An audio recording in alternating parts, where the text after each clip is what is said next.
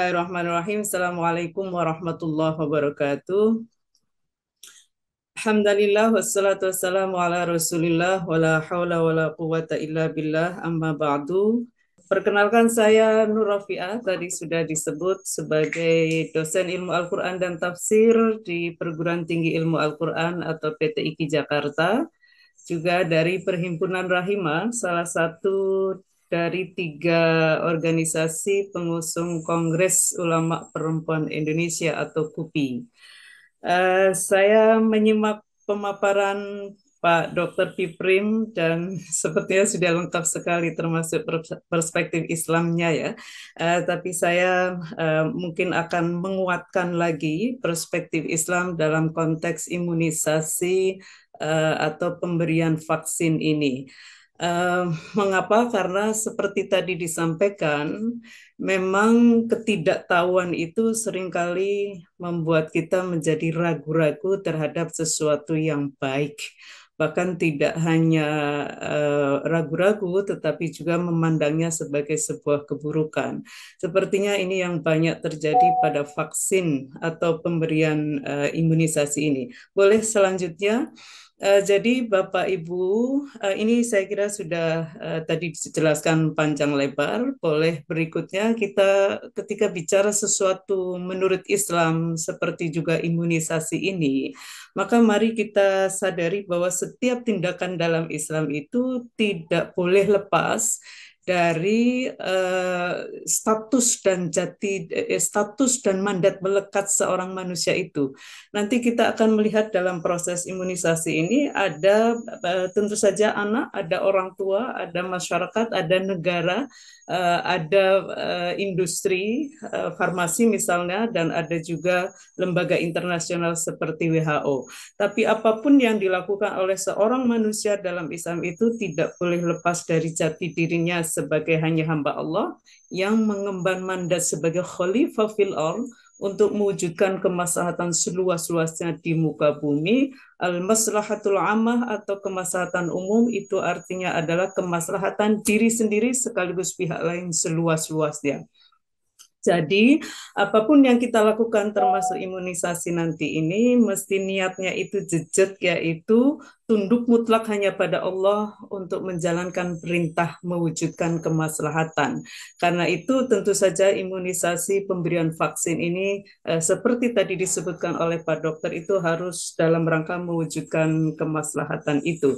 Mari kita lihat berikutnya juga soal ini ya, bagaimana melakukan imunisasi atau pemberian vaksin itu juga dengan kesadaran penuh bahwa setiap manusia yang ada dalam proses pemberian imunisasi ini harus dipandang tidak hanya sebagai makhluk fisik, tetapi juga makhluk intelektual karena punya akal dan makhluk spiritual karena punya hati nurani.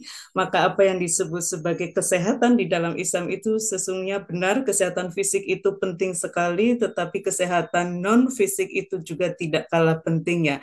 Dan pemberian vaksin ini tentu saja tidak hanya berkaitan dengan bagaimana secara fisik manusia atau generasi anak-anak ini akan sehat, tetapi juga dengan sehat secara fisik itu maka psikis anak-anak juga akan terjaga.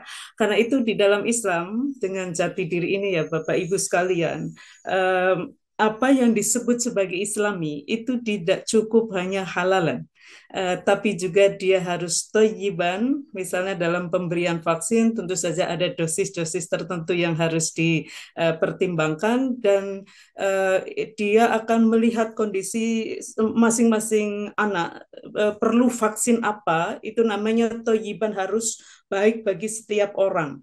Tetapi juga harus ma'rufan. Ma'rufan itu tidak hanya baik bagi diri sendiri, tetapi juga baik bagi pihak lain. Dalam konteks pemberian vaksin ini, Bapak Ibu sekalian, kita tadi mendengarkan penjelasan fungsinya adalah paling tidak dua tadi itu ya, yaitu meningkatkan kekebalan tubuh sehingga tidak mudah kena penyakit. Yang kedua adalah memutus rantai penularan penyakit menular itu. Kalau kita sehat, virus itu kena pada kita tidak akan melanjutkan virus itu pada orang lain karena akan berhenti di kita gitu. Jadi ini adalah bagian dari tanggung jawab sosial kekhalifahan tadi itu. Melindungi diri sendiri sekaligus pihak lain itu adalah prinsip yang sangat dasar sekali di dalam Islam berkaitan dengan sesuatu tindakan disebut Islami itu harus halal dan thayyiban ma'rufan. Berikutnya, mari kita lihat Bapak Ibu sekalian. Boleh next slide ya.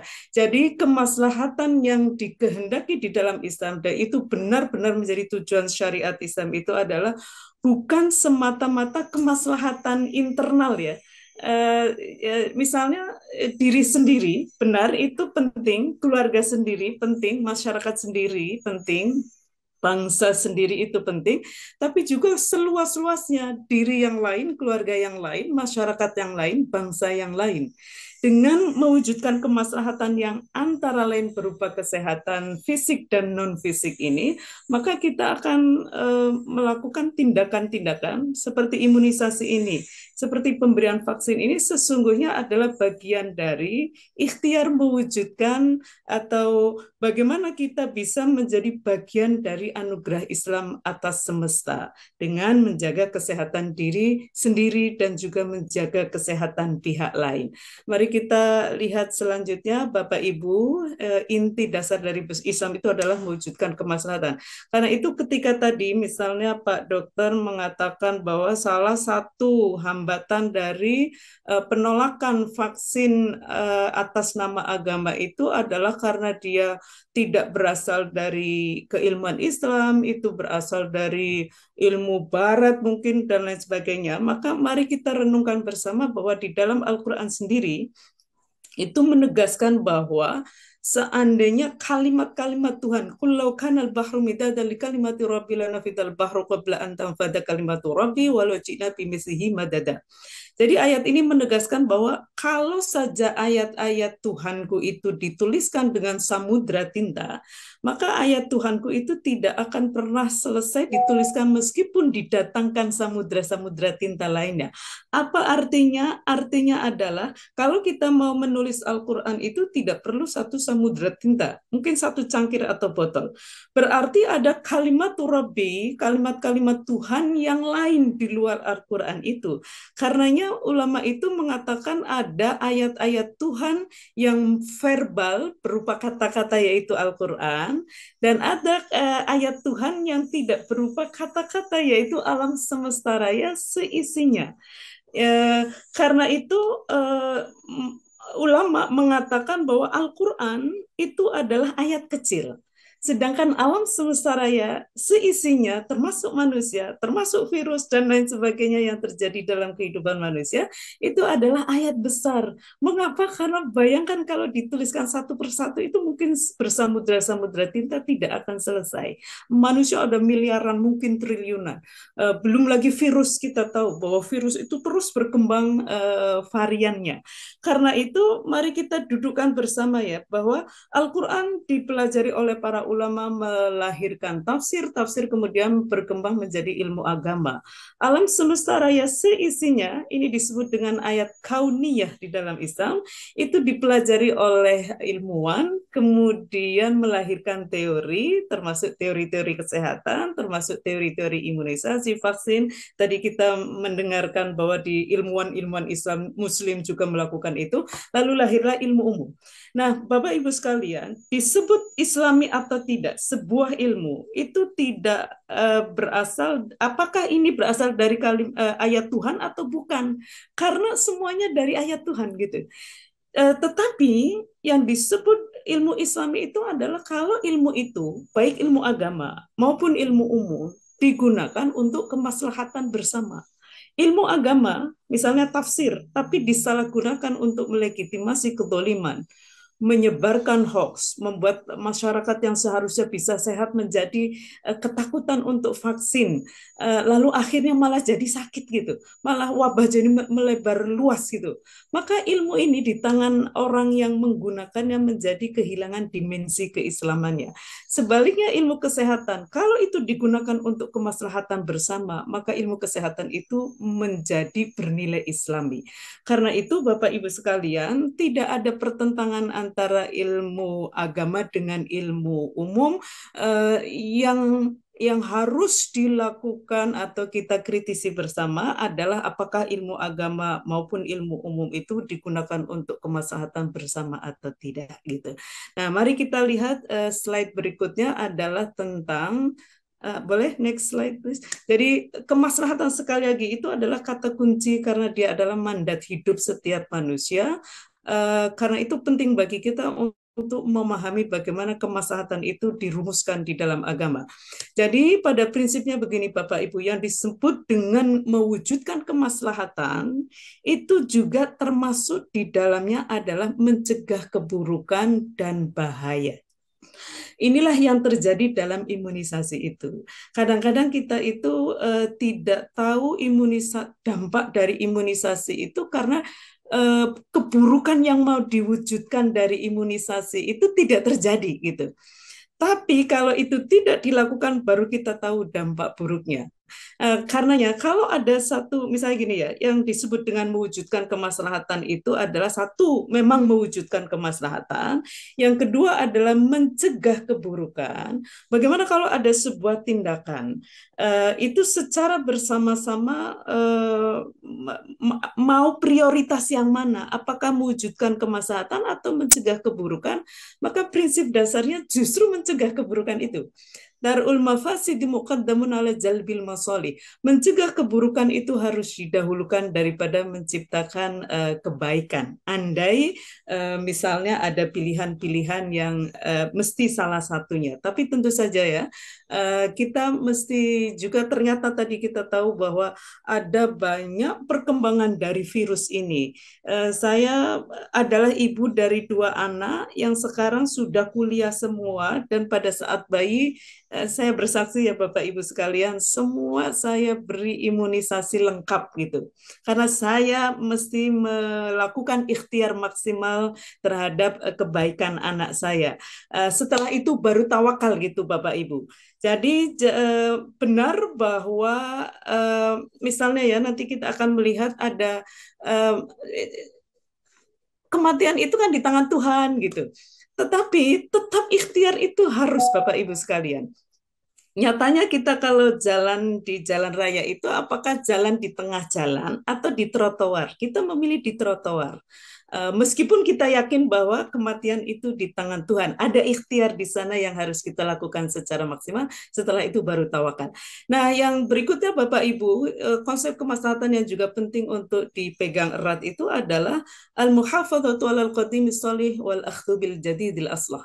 Mungkin nanti kita akan menemukan karena penelitian berjalan terus-menerus, virus juga berkembang terus-menerus, ada vaksin-vaksin bentuk baru, ada imunisasi-imunisasi cara baru yang itu dulu belum ada, maka prinsip dasarnya adalah hal baru yang lebih baik itu harus jadi hal lama yang baik harus dijaga, tapi hal baru yang lebih baik juga harus diambil.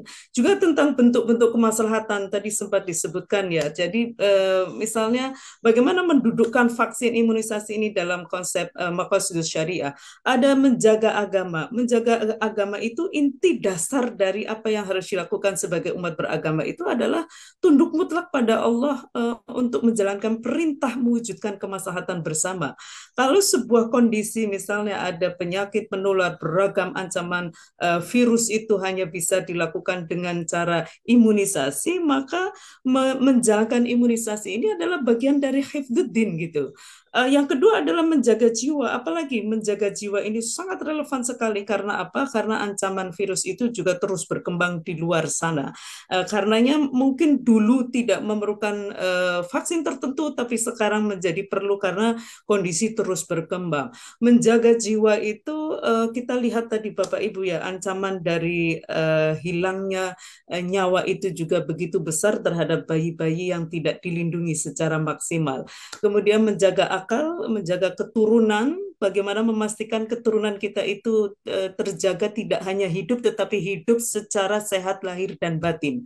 Menjaga kehormatan, menjaga harta dan lain sebagainya. Juga dalam kemaslahatan itu Bapak Ibu, ini tadi sempat ada dalam fatwa MUI misalnya ya, di dalam Islam itu kemaslahatan juga punya tingkatan. Ada kemaslahatan doruriyah, itu namanya kemaslahatan primer, ada hajiyah itu sekunder, dan ada yang ketiga paling rendah itu adalah tahsiniyah atau tersier. Doruriyah itu kira-kira begini Bapak Ibu, kalau tidak dilakukan sebuah tindakan, maka akan melahirkan bahaya sampai kematian, maka sesuatu itu harus dilakukan. Bahkan dalam Islam itu, babi itu jelas haram ya. Tapi kalau hanya bisa bertahan hidup itu dengan memakan itu karena itu yang ada, maka dia bisa menjadi halal li ghairihi gitu. Dia tetap haram tapi menjadi halal karena ada situasi dan kondisi yang mendesak misalnya seperti itu. Nah, sekunder itu hajia adalah sesuatu yang dia kalau tidak ada itu berdampak kesulitan, misalnya cacat dan lain sebagainya ya, tidak bisa berkembang secara optimal, bahkan mungkin anak ini bisa berkembang dengan ke apa ya mental yang tidak juga optimal, itu bisa masuk kategori pemberian vaksin yang bersifat hajiah gitu.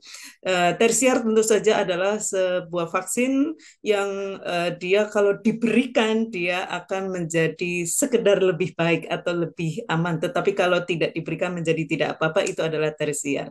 Nah, yang juga perlu diperhatikan sekali dalam pemberian vaksin soal kemaslahatan itu adalah sekali lagi kemaslahatan dalam Islam itu tidak hanya kemaslahatan bersifat personal. Benar bahwa orang tua itu penting untuk menjaga anaknya sehat, menjaga dirinya sehat, tetapi orang tua dan anak juga atau sebuah keluarga itu juga punya tanggung jawab sosial untuk memastikan keluarga yang lain itu juga sehat. Karena itu vaksin sekali lagi itu adalah ikhtiar untuk memberi kekebalan tubuh sehingga tidak mudah sakit sekaligus melindungi lingkungan supaya tidak dapat penyakit gitu. Karenanya ruang lingkup kemaslahatan yang ingin dicapai dan kita melihat sendiri di dalam konteks imunisasi itu adalah kemaslahatan yang bersifat personal, kemaslahatan keluarga, kemaslahatan masyarakat supaya tidak ada pandemi penyakit apapun, kemaslahatan negara sebagai sebuah bangsa, dan alhamdulillah sekali Bapak Ibu kita punya pemerintah yang punya komitmen untuk menjaga kemaslahatan bangsa, termasuk di dalamnya adalah kesehatan melalui vaksin, kemudian memudahkan masyarakat untuk bisa memperoleh vaksin, bahkan kemaslahatan dunia. Kita tahu tadi dari penjelasan Pak Dokter itu kesehatan dunia itu juga sudah ada organisasinya yaitu WHO. Jadi Bapak Ibu sekalian, mari kita berpartisipasi untuk menjaga kesehatan secara internal dan eksternal sebagai bagian dari tanggung jawab iman. Berikutnya mari kita lihat bagaimana sebuah tindakan itu kemudian dihukumi di dalam Islam. Jadi dalam hukum Islam itu ada sebuah prinsip yang sesuatu itu dalam prinsip dan nilai itu tidak ada tawar-menawar. Pak, misalnya tadi itu bahwa setiap tindakan itu tujuan akhirnya hanya untuk kemaslahatan bersama itu. Tidak boleh orang mengambil tindakan itu maslahat buat diri sendirinya, buat diri sendiri, tapi berdampak masalah mafsadat buat orang lain. Itu sebetulnya tidak boleh. Nah, tapi dalam soal cara, dalam soal bentuk, itu sangat fleksibel sekali.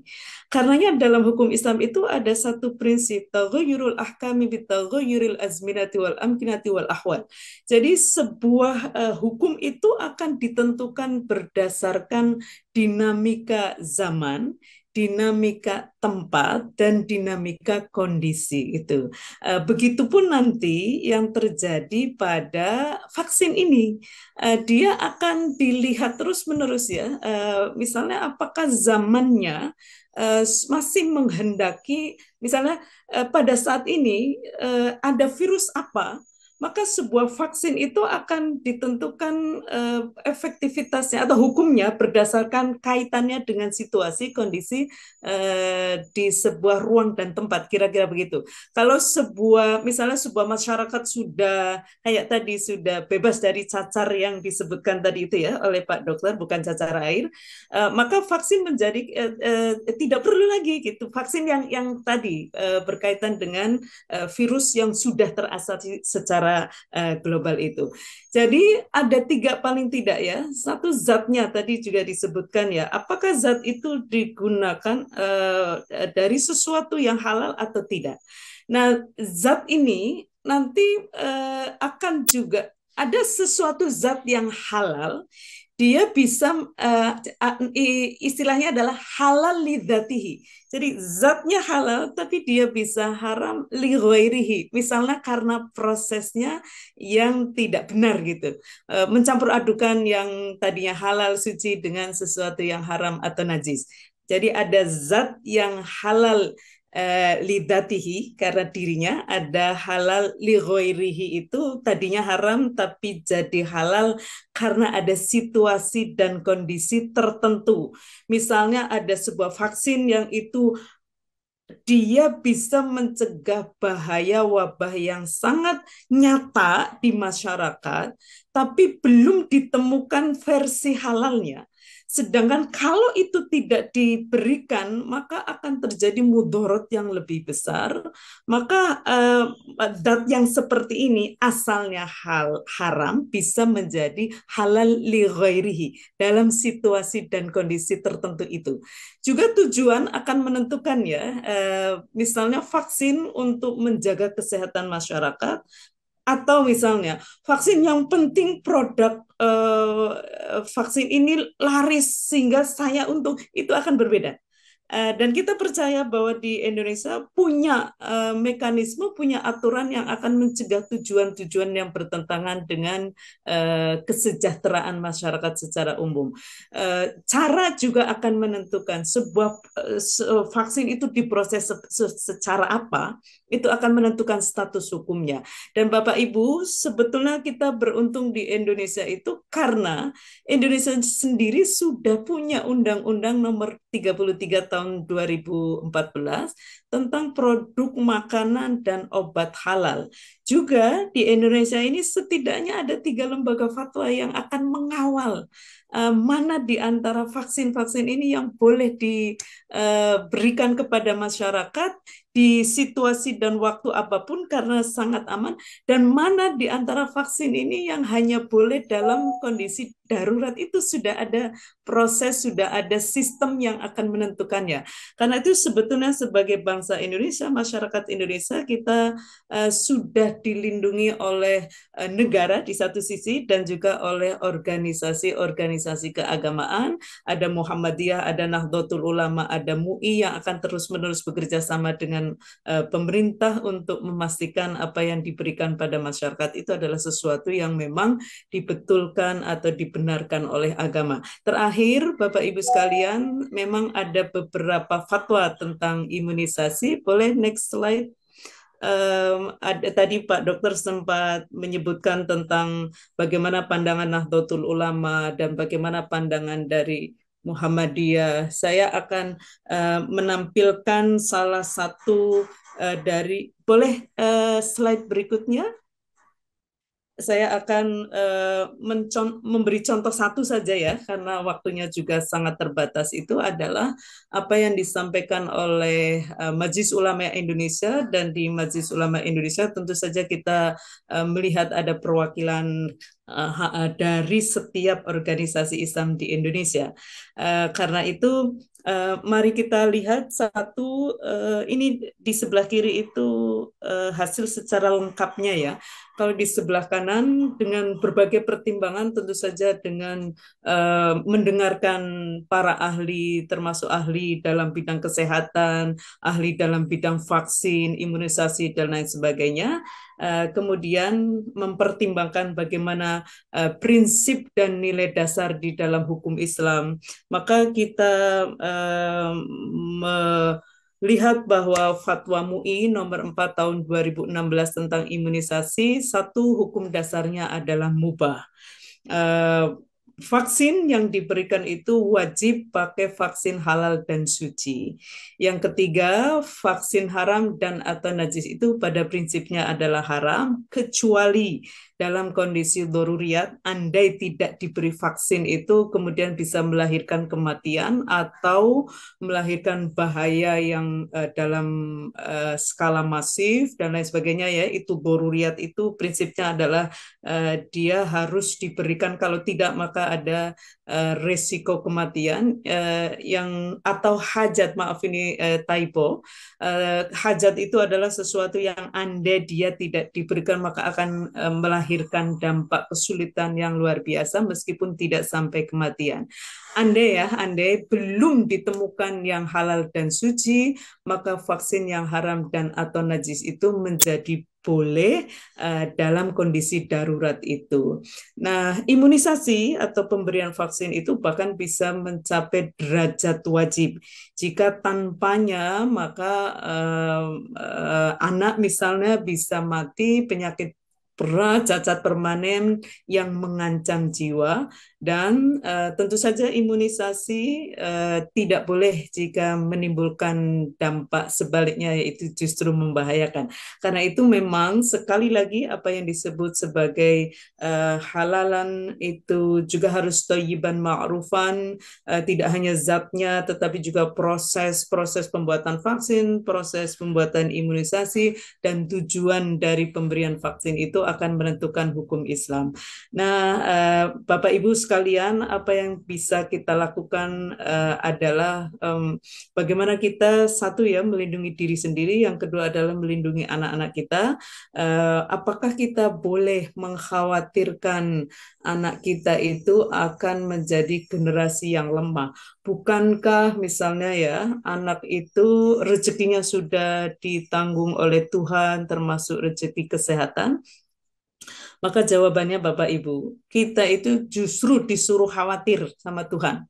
وَلْيَخْشَى لَوْ تَرَكُوا مِنْ خَلْفِهِمْ ذُرِّيَّةً ضِعَافًا. Kita itu disuruh khawatir sama Tuhan, jangan sampai meninggalkan generasi yang lemah.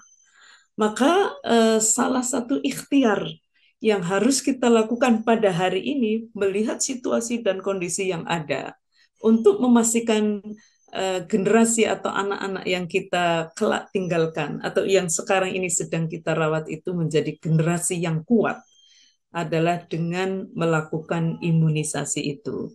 Jangan ragu Bapak Ibu, mari kita ikhtiar semaksimal mungkin sesuai dengan kemampuan dan kapasitas kita, dan mari kita syukuri bahwa pemerintah juga tokoh agama sudah melakukan proses panjang untuk mengatakan ya, untuk bekerja sama untuk memastikan kesehatan bangsa ini melalui imunisasi, dan itu Bapak Ibu setiap tahun itu diingatkan tentang pentingnya imunisasi melalui Pekan Imunisasi Dunia ini.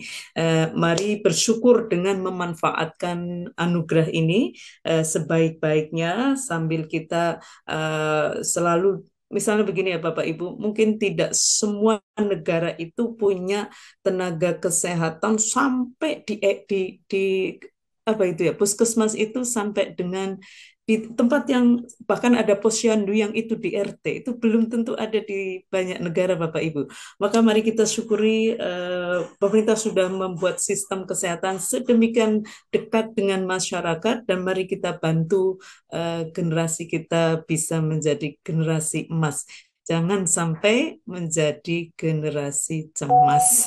Terima kasih Bapak Ibu sekalian, semoga bisa menguatkan secara spiritual tentang pentingnya menjaga kesehatan lahir dan batin dan mari kita hayati ini semua sebagai tanggung jawab dari umat beragama karena mandat hidup kita adalah mewujudkan kemaslahatan seluas-luasnya baik kemaslahatan diri sendiri, keluarga sendiri, masyarakat sendiri, bangsa sendiri sekaligus diri yang lain, keluarga lain, masyarakat lain dan bangsa lain. Terima kasih. Assalamualaikum warahmatullahi wabarakatuh.